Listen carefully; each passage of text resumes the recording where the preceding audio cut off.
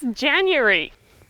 Again. How did that happen? So fast. Wow. Another year gone. Whipped past in a blur. It's been 6 years since I planted my first fruit tree. Since bushfires threatened to rip my childhood home out from beneath us. 6 years since I woke up to the climate crisis threatening us all.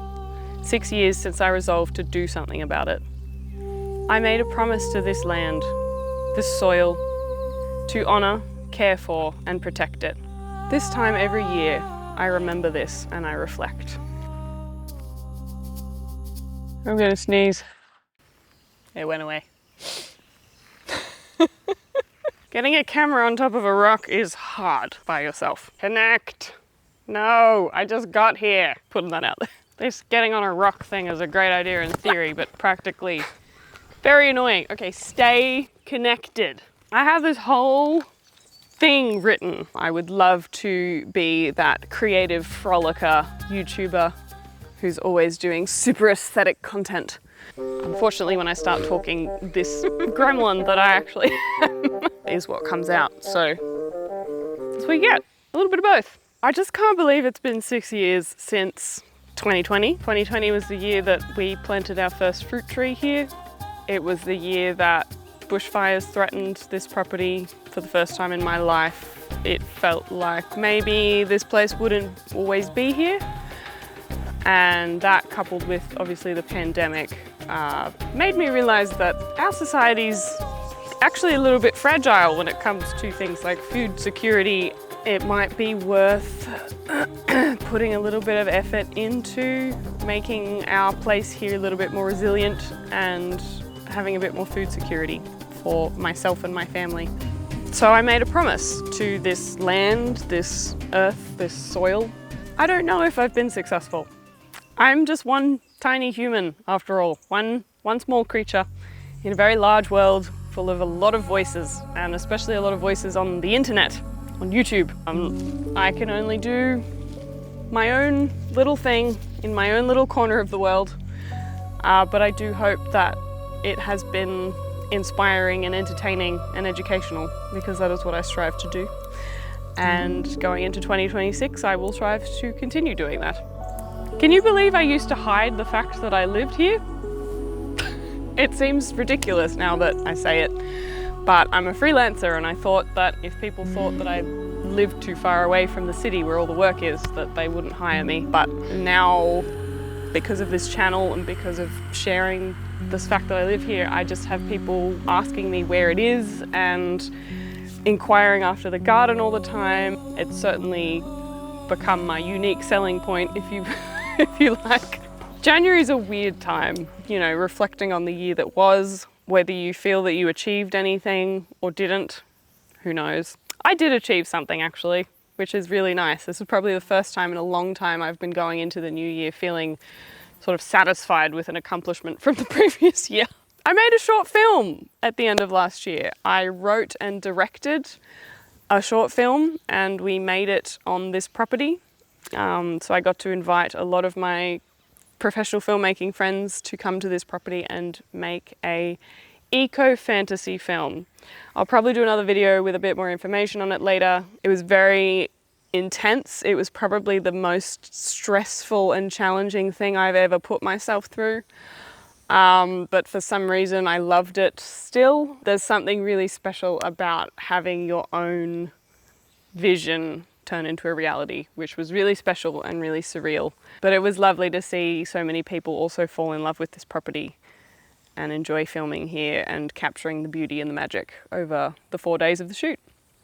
This place is too beautiful to not share. It needs to be shared. I want you to fall in love with it, just as I have. I want you to be inspired by nature's beauty, just like I am. This place is my escape from the harsh realities of the world, and I want it to be yours as well.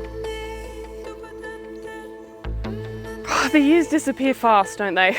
It seems to only speed up as you age, and there's nothing that marks the passage of time as much as the transition of seasons in a garden. And as a gardener, you always have to be thinking one season ahead, at least a month ahead, got to be prepared. You've got to be planting the seeds for the season that's coming. And I still haven't got this quite right, both in my life and in gardening. Preparing for the future is difficult. At least in gardening, you know what's coming in the next season, so that's a little bit helpful. Well, kind of. It's getting a lot more unpredictable.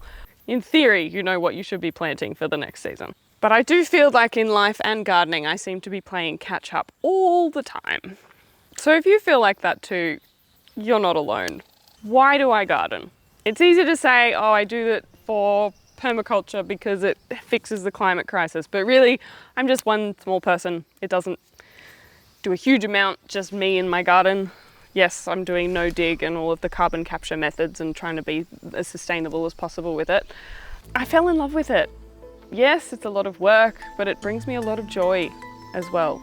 And when I'm burnt out or stressed after a big amount of time in the world or just social interaction and I am just cooked, I can always go and put my hands in the dirt and touch the plants and smell the plants and just checking in with what I'm growing there and just being held by nature. Of course, harvesting and eating your own produce is a huge joy as well. Homegrown tastes better, it's better for you, it's more nutritious. There's a huge satisfaction that comes from knowing that you grew it with your own hands. But there's a lot of creativity in it too. I find the designing of a garden space and the choosing of which plants are going to go where, because I know now how tall this thing grows and what's going to grow around underneath it nicely and how it will all look in a row. And there's a huge amount of creativity to that, and I love expressing my creativity in multiple different ways, as you may have noticed. There's a huge creative satisfaction to seeing the layout that you chose come to life and develop over the season. With my hands in the soil, I feel connected.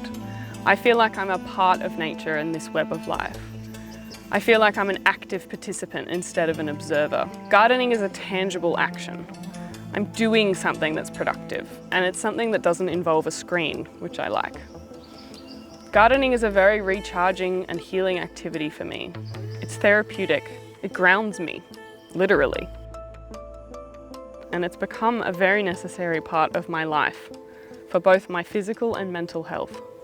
Just as plants need water and sunshine, I need to grow and care for plants. And in gardening, when the really hard labor needs doing, it's also very cathartic. It's like a great way of expelling frustration. So if I'm angry at the world or overwhelmed by all the crap that's going on out there, I can just get in the garden and dig or turn the compost or chop things down and prune, and it's a way of productive destruction. It is an action that is physical and vigorous and gets that emotional frustration out, but it's also very productive because you have to clear and destroy old things to make way for new growth in the garden and in life.